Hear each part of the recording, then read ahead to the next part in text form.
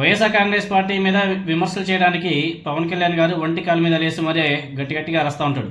మరీ ముఖ్యంగా చెప్పాలంటే వైఎస్ జగన్మోహన్ రెడ్డి గారిని వ్యక్తిగతంగా ఆయన ద్వేషిస్తున్నట్టుగా విమర్శిస్తూ ఉంటాడు. ఇటువంటి టైంలో వైఎస్ఆర్ కాంగ్రెస్ పార్టీని విమర్శించే క్రమంలో ఆ పార్టీ బలగాన్ని అసెంబ్లీ వేదికగా పవన్ కళ్యాణ్ గారు బయటపెట్టాడు. ఒకసారి ఆయన ఏం మాట్లాడాడు మీరందరూ కూడా ఒకసారి వినండి. సభ దృష్టికి నేను తీసుకురాగలిగేది ఇప్పటికీ కూడా వాళ్ళ సభ్యులు తక్కువ 11 మంది అయినప్పటికీ కూడా వాళ్ళు ఒక 1100 మంది ఉన్నట్టుగా వాళ్ళు మాట్లాడుతూ ఉంటారు. అంటే మనం ఎందుకనంటే వాళ్ళు చెప్పిన దాన్ని చాలా బలంగా నమ్ముతారు. మనం చేసే పనులు మనం.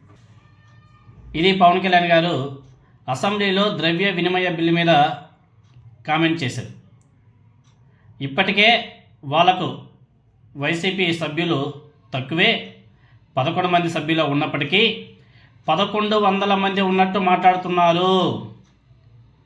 ఇదే సందర్భంలో వారు చెప్పే విషయాలను ప్రజలు చాలా బలంగా నమ్ముతున్నారు. కానీ కూటమి ప్రభుత్వం మంచి చేస్తున్నా చెప్పుకోవడంలో విఫలమవుతుంది. ఎంత చెప్పుకున్నా కానీ ప్రజలు నమ్మడం లేదు అని చెప్పేసి పవన్ కళ్యాణ్ గారు మాట్లాడడం జరిగింది. సార్, పవన్ కళ్యాణ్ గారు, డిప్యూటీ చీఫ్ మినిస్టర్ గారు, మీరు తెలుసుకోవాల్సింది వైసీపీకి 11 సీట్లు కాదు, వాళ్ళకి 40% ఓట్ షేరింగ్ ఉంది. 40%. మీ జనసేన పార్టీకి మహా అంటే ఒక 5-6% ఉంటుందేమో, వాళ్ళకి 40% ఉంది ఓట్ షేరింగ్. 40% ఓట్ షేరింగ్ ఉన్నటువంటి నాయకులు అలానే ఉంటారు. వాళ్ళు ఎందుకు భయపడతారు? చేయవలసినంత కూడా మీరు చేసేశారు, వాళ్ళు తెగించేశారు. మహా అయితే ఏం చేస్తారు? కేసులు పెడతారు, 14 రోజులు జైల్లో పెడతారు, లేకపోతే 1 నెల రోజులు జైల్లో పెడతారు, 3 నెలలు పెడతారు, 6 నెలలు పెడతారు. సంవత్సరమా? 2 సంవత్సరాలా? ఎప్పటికైనా సరే బయటకు రావాల్సిందే కదా, చచ్చిపోం కదా, బెయిల్ మీద మళ్ళీ వస్తాము, మళ్ళీ మాట్లాడతాము అని చెప్పేసి వైసీపీ తెగింపు. పవన్ కళ్యాణ్ గారు పాపం ఆ తెగింపుని చూసి పవన్ కళ్యాణ్ గారు పాపం చాలా భయపడినట్టుగా ఉన్నాడు, చాలా భయపడినాడు. అదేవిధంగా అంబటి రాంబాబు గారి మీద కొంచెం ఆయన కులాలకు సంబంధించి కూడా ఏదో ఇండైరెక్ట్గా వైసీపీ మీద ఏదో నెట్టేసేలా ఆయన మాట్లాడడం జరిగింది.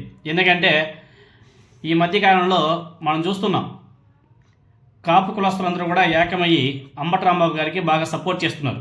పాపం పవన్ కళ్యాణ్ గారు జీర్ణించుకోలేకపోతున్నారు. ఆ కులం మీదే మనం రాజకీయాలు చేస్తున్నాము, ఆ కులం ఓట్లు పోతే మన భవిష్యత్తు ఏమిటి, మన పరిస్థితి ఏమిటి అని చెప్పేసి పవన్ కళ్యాణ్ గారికి కొంచెం బాధ కలిగినట్టుగా ఉంది.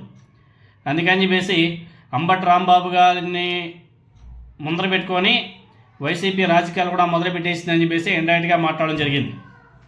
ఎందుకంటే అంబటి రాంబాబు గారు పదే చెప్తున్నాడు, నా తప్పు లేనప్పటికీ, నేను మాట్లాడిన పదం తప్పు అయినప్పటికీ, నేను క్షమాపణ చెప్పినప్పటికీ నా ఇంటి మీద దాడి చేశారని చెప్పేసి ఆయన మాట్లాడుతున్నాడు. ఆనాడు పవన్ కళ్యాణ్ గారు ఏ రోజు కూడా అప్పటి నుంచి ఇప్పటివరకు ఖండించనేలే. తెలుగుదేశం పార్టీ వాళ్ళు ఆ విధంగా దాడులు, దౌర్జన్యాలు, తగలబెడాలు చేస్తే స్టిల్ ఇప్పటివరకు కూడా పవన్ కళ్యాణ్ గారు స్పందించలే. అదే తెలుగుదేశం పార్టీ వాళ్ళ ఇంట్లో మీద ఎక్కడైనా సరే దాడులు చేస్తుంటే పవన్ కళ్యాణ్ గారు చూస్తూ ఊరుకునేవాడు. చంద్రబాబు నాయుడు గారిని జైల్లో పెడితేనే పవన్ కళ్యాణ్ గారు హైదరాబాద్ నుంచి ఎగేసుకుంటూ వచ్చి ఇళ్ళకి పడుకొని రోడ్డు మీద దొరులుతూ అబ్బో చాలా హంగామా చేశాడు కదా.